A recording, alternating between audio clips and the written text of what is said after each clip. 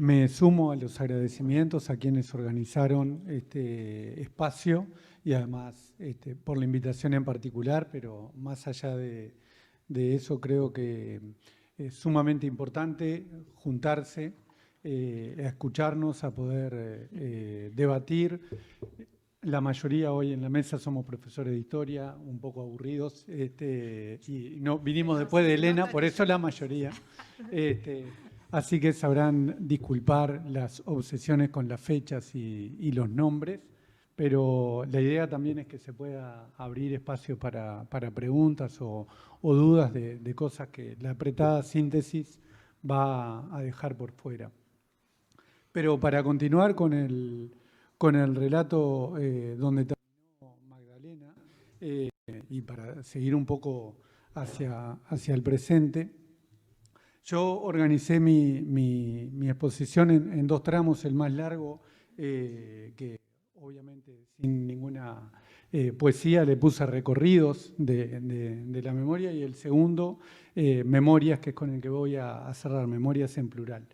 Pero bueno, para retomar ahí en el referéndum de 1989 y en ese movimiento que generó, que hoy lo tomaba Elena, es un movimiento increíble, el que se generó alrededor, liderado por 3 mujeres, y eso también es importante destacarlo: Elisa de Lepene, Matilde Rodríguez, las viudas de Selmar Michelini y Héctor Gutiérrez Ruiz, y María Esther Gatti, representando a madres y familiares de uruguayos, y logró una movilización que, más allá del resultado del 16 de abril del 89, fue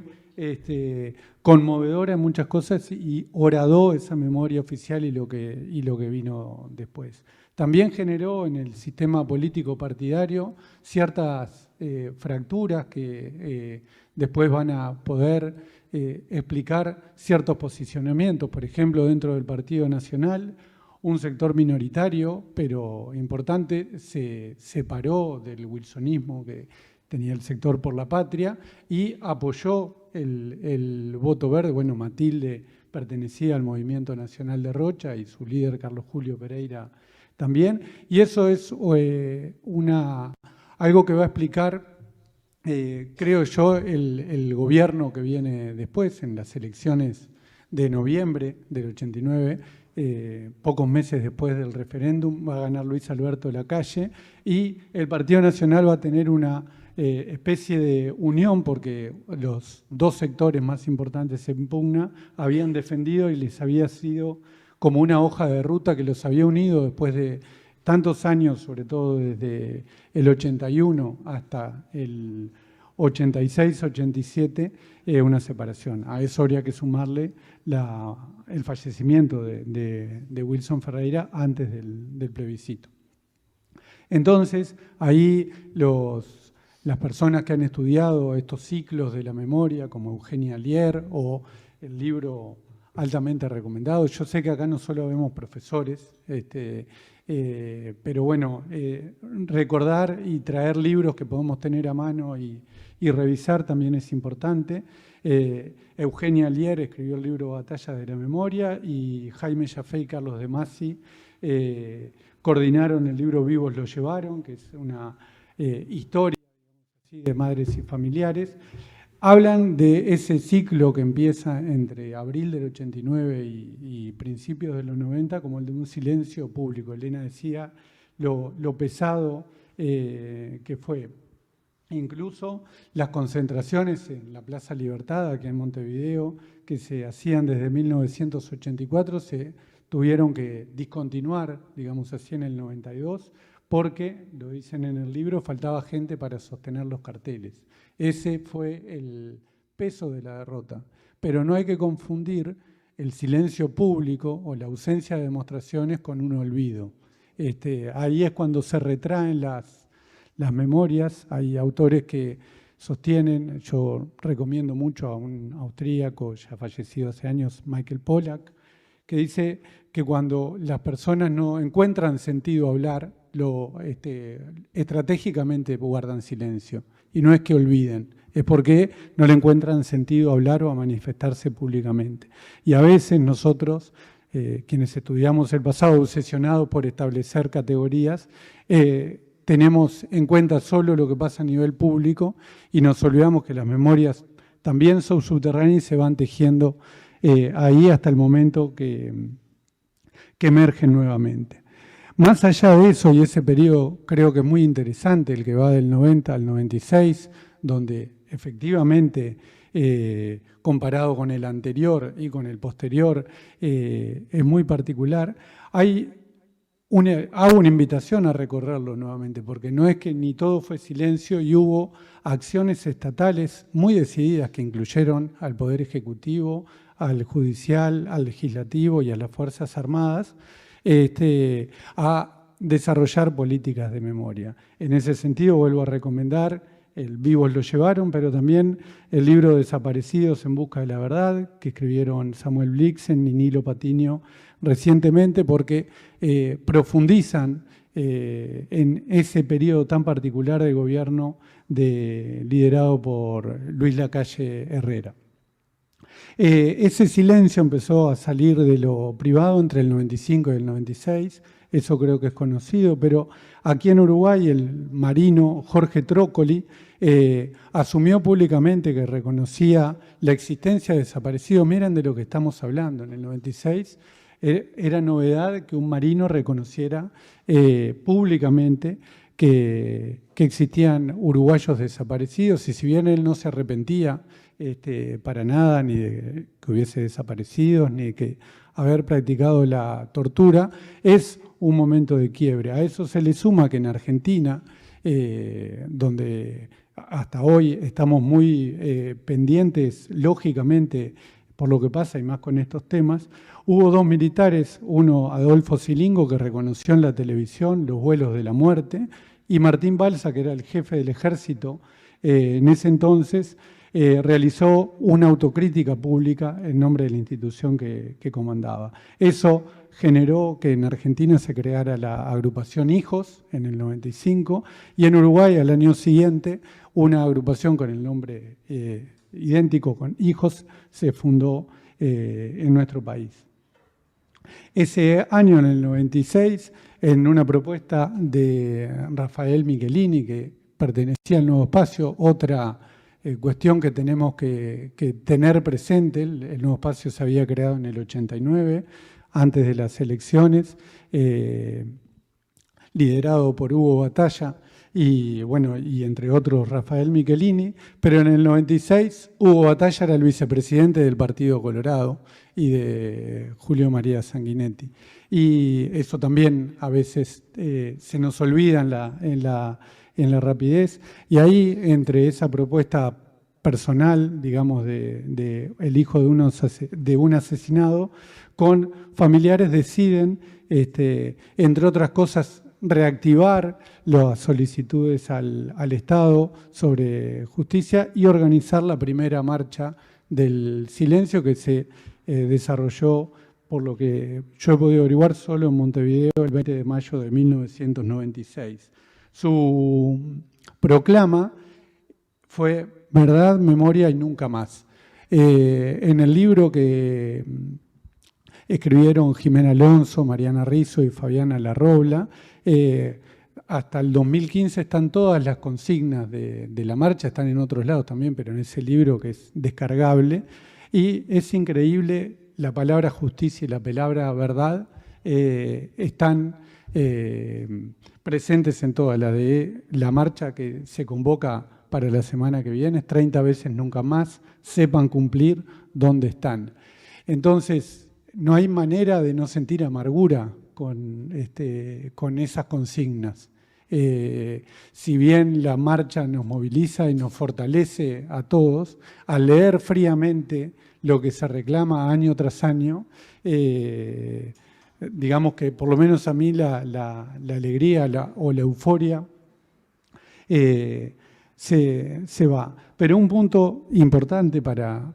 para estudiar del otro lado por qué el 20 de mayo. El 20 de mayo, seguramente todos saben, es la fecha que encuentran los cadáveres en Buenos Aires de Miquelini y Gutiérrez Ruiz y también de Rosario Barredo y William Wylot, que eran ex miembros del MLN al momento de ser secuestrados. También ese día habían detenido y desaparecido a Manuel Liberov, un dirigente comunista uruguayo en Argentina, pero empiezan estas particularidades. Se elige una fecha simbólica que tiene que ver con dos asesinados emblemáticos y no necesariamente con desaparecidos, y eso es una característica muy particular de Uruguay, la capacidad de unir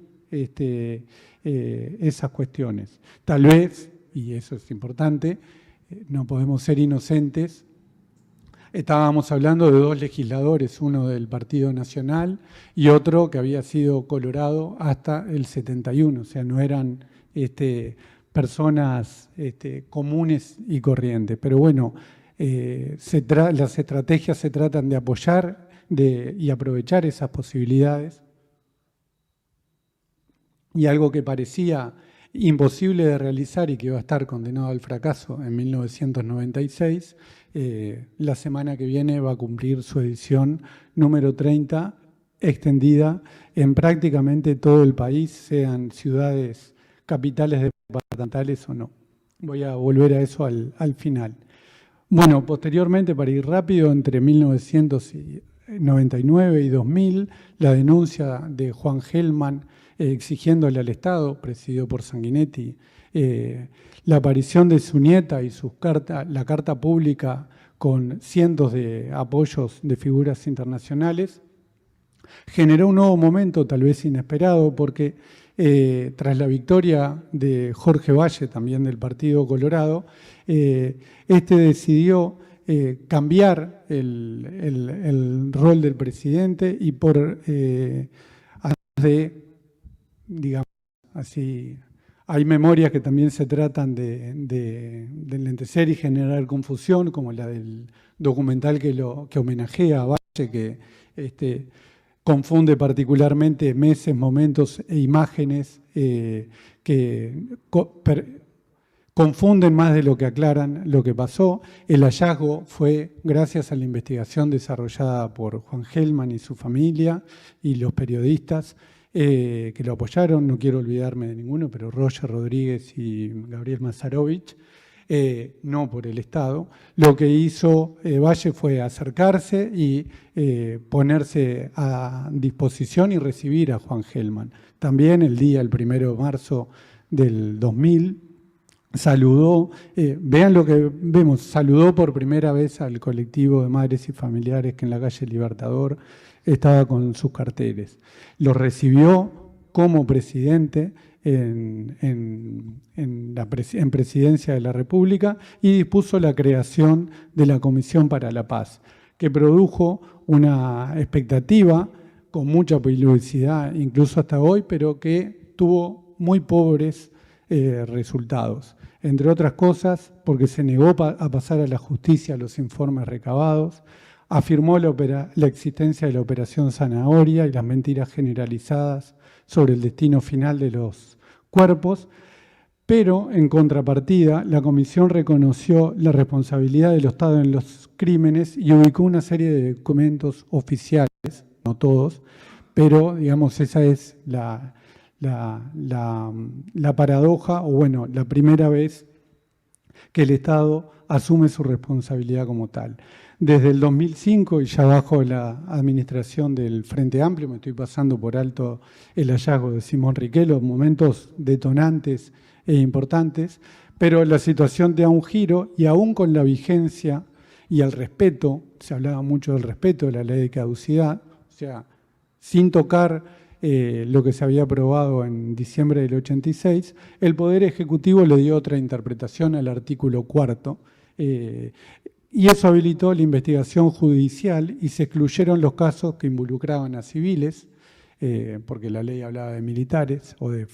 miembros de las fuerzas conjuntas, policías y militares. Eso, por ejemplo, permitió el procesamiento y encarcelación posterior de Bordaberry y Juan Carlos Blanco, y también habilitaba el artículo 4 los delitos cometidos antes de la dictadura y los que habían sido cometidos en el extranjero. A la vez se creó una comisión de seguimiento a los archivos de la Comisión para la Paz y se firmó un convenio entre Presidencia y la Universidad de la República en el que historiadores, arqueólogos y otros profesionales comenzaron a trabajar. Ese trabajo,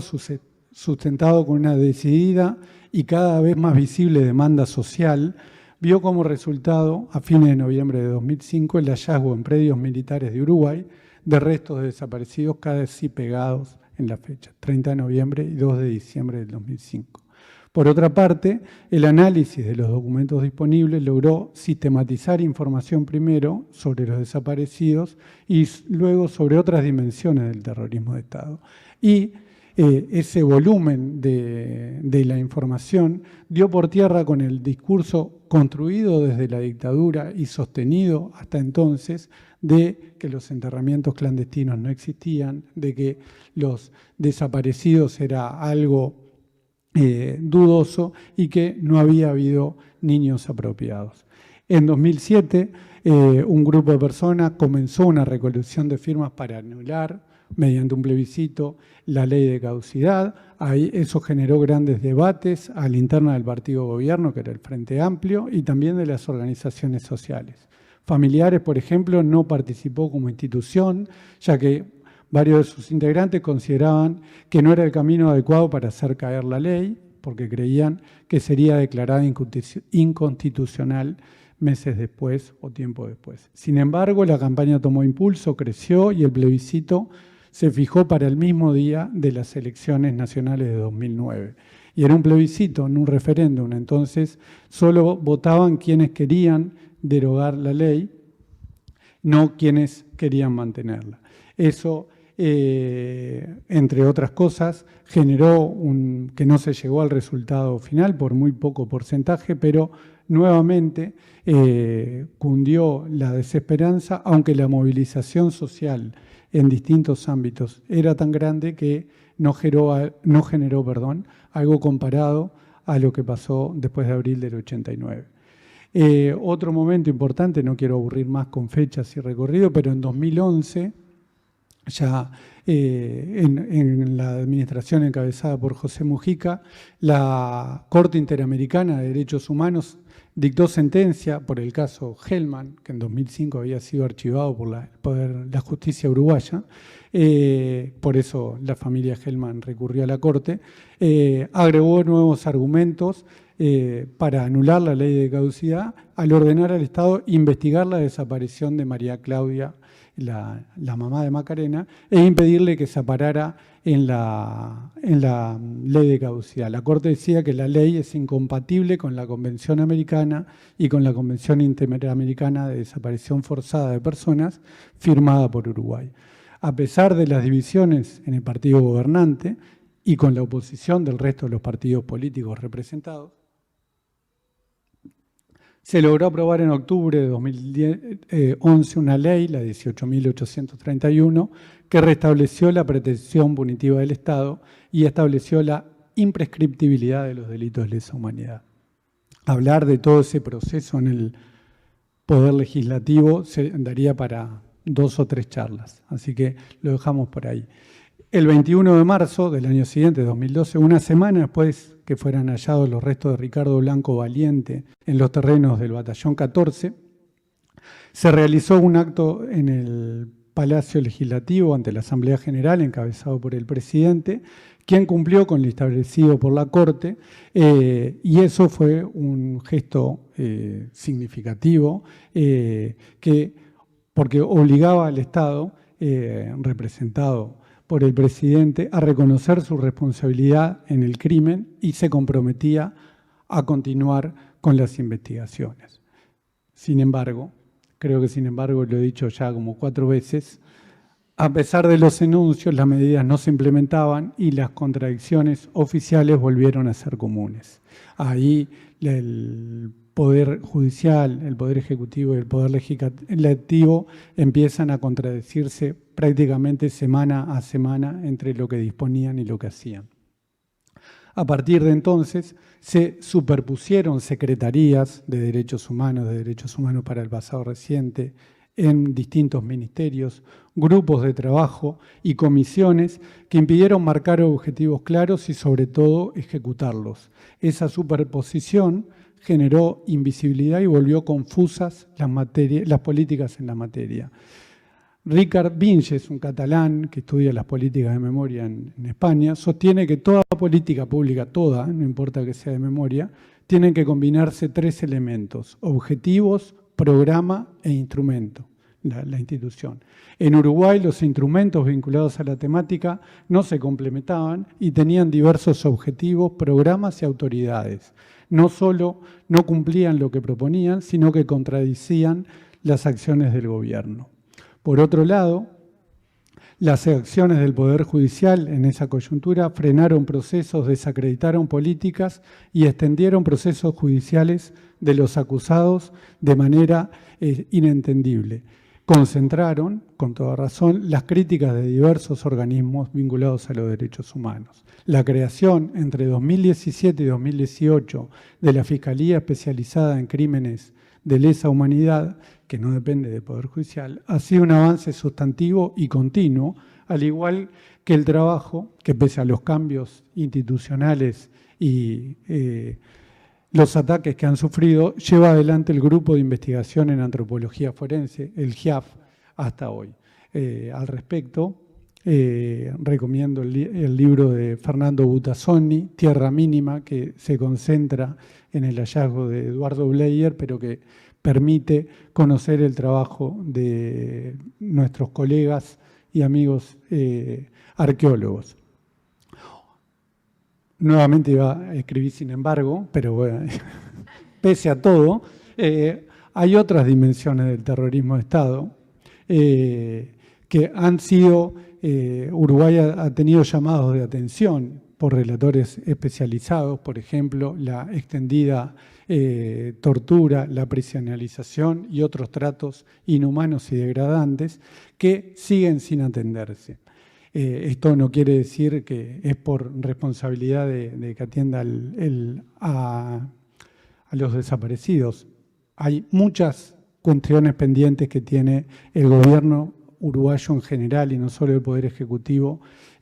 para cumplir. Han quedado invisibilizados todas estas otras dimensiones por una institucionalidad desprovista de objetivos claros y honestos, pero sobre todo por la falta constante y en ocasiones humillante de presupuesto. Eso se puede ver hasta el día de hoy en las entrevistas que les hacen a quienes van o ya están dirigiendo las secretarías de Derechos Humanos para el pasado reciente,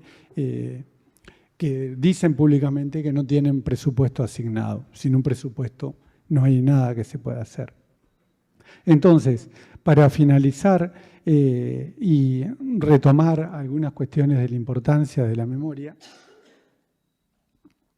yo les relaté una serie de políticas contradictorias que tuvieron avances, tuvieron retrocesos, pero que han generado, pese a todo, una alta demanda social, tal vez encabezada por familiares, pero que los trasciende muchísimo. La marcha del 20 de mayo es una demostración, pero también otras marchas, otros lugares y manifestaciones. La intervención de Elena y sus primeras palabras creo que fueron claras en cómo la memoria, si la entendemos así como una palabra casi sagrada, no solo es para no repetir, como se decía sobre todo después de la Segunda Guerra Mundial, sino una herramienta para aprender y para aprender a transformar el presente. Al mismo tiempo, y esto lo dijeron tanto Magdalena como Elena, las memorias siempre son en plural, nunca hay una memoria, hay distintos momentos de memoria y por eso tenemos que ser muy cuidadosos, no para acallar ciertas memorias, sino para entender que tienen que existir, que conviven, que no se trata de imponer una memoria en sí, sino que siempre van a estar en pugna y siempre van a ser una herramienta de lucha política. Eso no quiere decir que las aceptemos y que estemos de acuerdo, pero no hay una manera, y creo que no es el objetivo de tener una memoria hegemónica, oficial o estatalizada. Vemos los peligros que puede correr cuando se identifica con un sector partidario, no estoy hablando de Uruguay, la memoria en otros lugares. Entonces, si logramos trabajarlas en plural, porque son múltiples, porque existen disputas y porque la gente le da diversos sentidos, creo que lograremos entender mucho mejor lo que tenemos a futuro. Y quiero terminar con este punto de las demandas al Estado, que no solo tiene que ocuparse de los desaparecidos, eso está descontado, pero en las marchas, sobre todo en las que se desarrollan en otros lugares, donde no hay memoriales, y el Estado no se ha hecho presente en su reclamo, y sí las sociedades civiles, se dan manifestaciones alucinantes los 20 de mayo. Por ejemplo, parten de un cuartel donde fue asesinada una persona, hablo de un caso que conozco, el de Durazno, donde el 24 de mayo del 73 fue asesinado Fernández Mendieta, me olvidé el nombre, pero salen de ahí y van hacia la plaza céntrica de Durazno, digamos, y respetando la puridad de los desaparecidos, sino utilizando la fecha convocante para hacer reclamos generalizados. En la que me toca más de cerca, yo vivo en Colonia Valdense, pero en Nueva Albesia, la ciudad vecina, se organiza la manifestación y parte desde el centro, donde está el monumento a Artigas, y va hacia la placa y la calle Nibia Zabal Zagaray, una profesora de literatura, asesinada en 1974. Entonces, la sociedad y sobre todo los jóvenes, que son los que movilizan esas marchas, logran incluso ir más allá del Estado, y si uno observa con atención esas convocatorias, puede entender que más allá de las disposiciones siempre va a estar los grupos organizados de la sociedad marcando un rumbo alejado o no de las políticas que el Estado cumple y que la mayoría de las veces no cumple. Bueno, muchas gracias.